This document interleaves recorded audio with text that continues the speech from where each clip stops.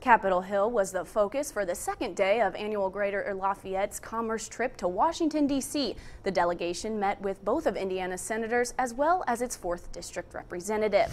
News 18's Dan Klein has been traveling around the delegation and joins us now live from the nation's capital. Dan?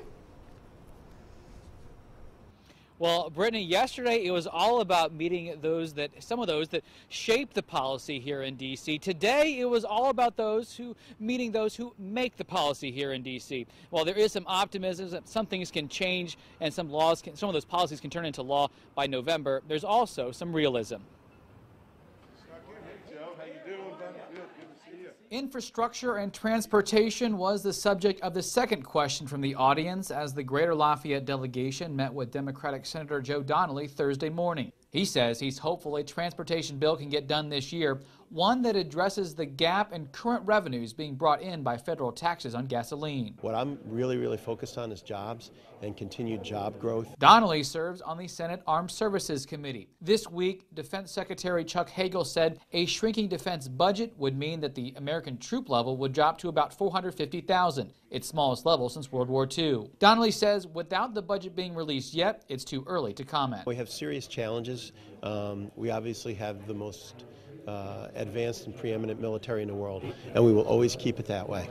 But we also have to work within the financial levels that we have in our nation as well. Republican Senator Dan Coats was second. Really what happens between now and Election Day is up to the president. If he would lead with some issues, and he came out yesterday to talk about infrastructure support, but lay out some areas where we think we can get bipartisan support. Coach says he's open to outside funding sources helping to bridge the gap, including using public-private partnerships, but it's up to Democratic Senate leaders and the president. Again, without the leadership from the top, we're not going to be able to support the fund in a necessary way to get our aging infrastructure under control. The conversation differed slightly with Republican Representative Todd Rokita because the delegation had already met the congressman for dinner Wednesday night. He's doubtful much may get passed in this election year, but says that doesn't mean much will not get done. I think there are a couple more things that probably could get done, but the bigger ideas deserve first of all, the thanks for being introduced, and second, the respect of a long, healthy national debate. Whether that's tax reform or immigration or even health care reform,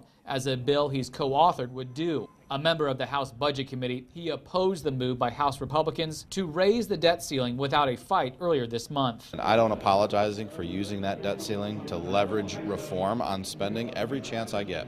It's the least we can do. The delegation also met with the National Democratic Senatorial Committee this afternoon. Now, our cameras were not allowed in. In fact, we couldn't even sit in the presentation, though I'm told it was very similar in substance to what was said yesterday when we were allowed to sit into the National Republican Senatorial Committee. Today's meeting focused on a few more candidate races and also, interestingly enough, sometimes the use of fear tactics to help voters decide who they're going to vote for.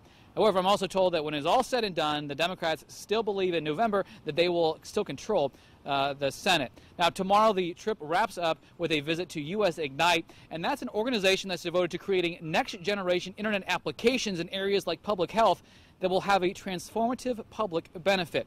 Of course, we'll have more on that tomorrow on News 18 at noon, as well as a full wrap-up of this 3-day trip on News 18 at 5 and 6. For now, though, we're reporting live from Washington, D.C., Dan Klein, News 18.